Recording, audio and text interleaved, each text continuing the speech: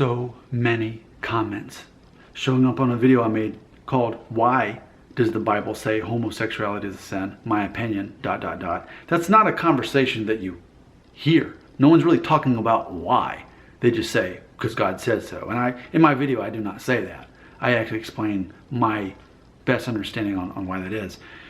In that video, which received so many comments, I want to check out one of the many. And it seems like this is another conversation that doesn't really take place much, and it should.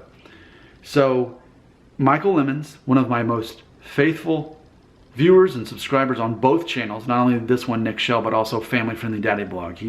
Man, this guy, I appreciate you.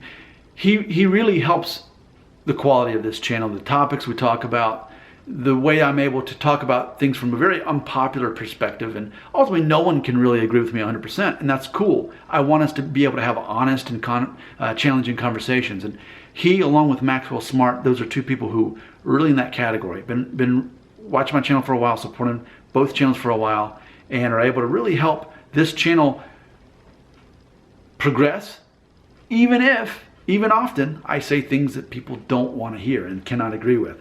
So let's check out this. I'm looking at the comment, man, there's so many comments, but looking at one of his comments, here we go. Quote, "What is your opinion on gossip and backbiting and how it tends to take over a lot of churches?" So, and I've talked about this many times. Because in the Bible it talks about gossip and how the tongue cannot be tamed, and it basically compares your tongue to the fires of hell. So yeah, gossip to me is actually one of the, I was about to say one of the worst sins. It's not for me to really say that, but as far as one of the most destructive sins that flies under the radar, to me, Facebook is gossip.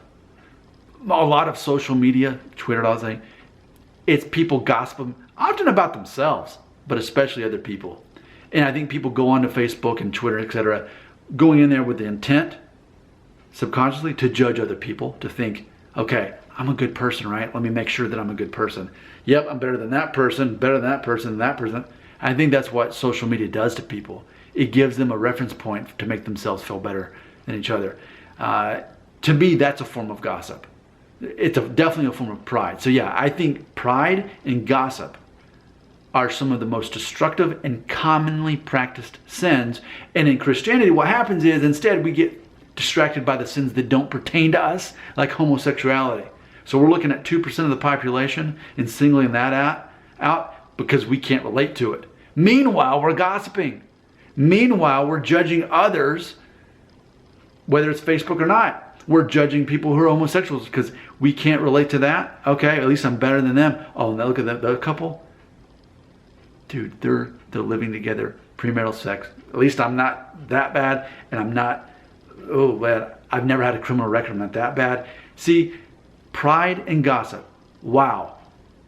But see, they're not, this is lame, I'm gonna say that. They're not sexy sins. They're not, it's not easy to call somebody out on that because I think if anything, our culture celebrates gossip. Just go to the grocery store and look at the magazines. You'll see clearly that our culture celebrates gossip, yet if you look at the sins talked about in the Bible that are very destructive, gossip, absolutely. Pride, absolutely.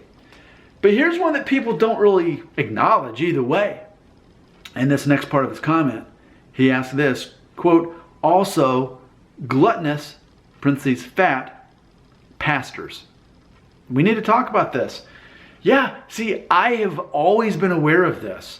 Now, you know me as a guy who really cares about what I eat and about exercising and working out. That's very important to me that I prevent health issues. I made a video recently talking about basically the scale of assisted suicide.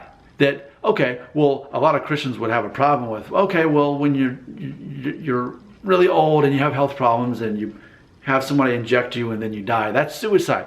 Yeah, but ultimately, if you're not taking care of yourself and you're depending on medication for preventable things, often like diabetes, for example, and you don't take the medicine, or you do take it, gets really fuzzy here because we can prevent our own deaths.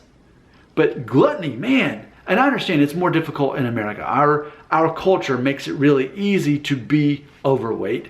And if we don't watch that, it's not that hard to become obese and then morbidly obese. It's very easy to happen, especially unfortunately for people who are in lower income brackets. They often have less access to healthier food and less access to the education to make the right decisions to be healthy. With that being said, in the United States especially, there are so many overweight, but more specifically obese pastors of churches.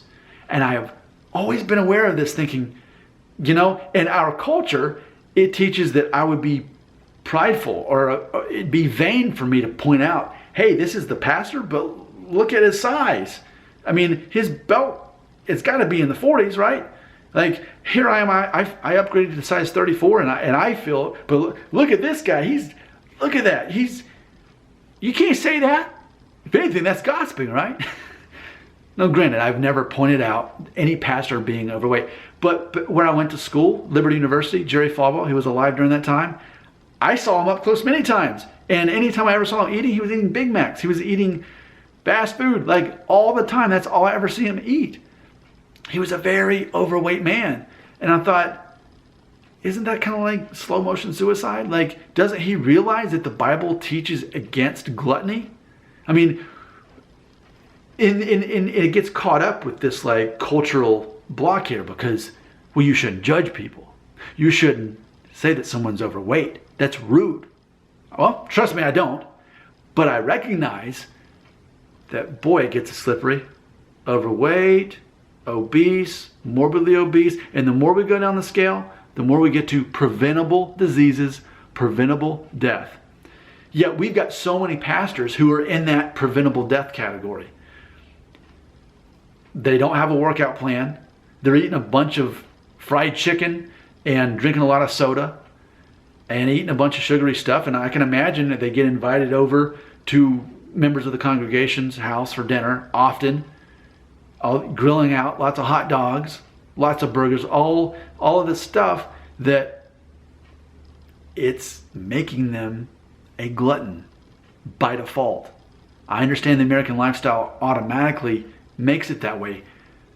But see, that's an issue. See, all have sinned and fall short of the glory of God. We all have our own sins that we're sorting out. And we look at the minority and think, at least I'm not one of those, one of those, one of those. But I think gluttony is a common one, as is pride, as is gossip. And people don't talk about that. They don't talk about gluttony, pride, or gossip. I talk about it.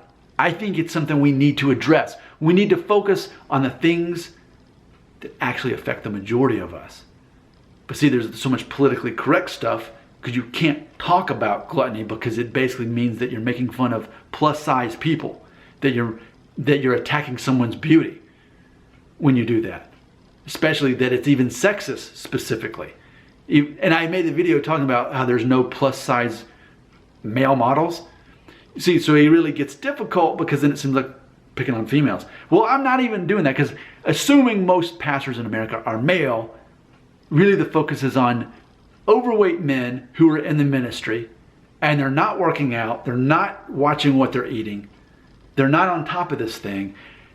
They could be preventing diseases and preventing their own deaths. So it's almost like this. People have asked me before, why do you think homosexuality is a sin? Well, I made a video about that recently, so check it out.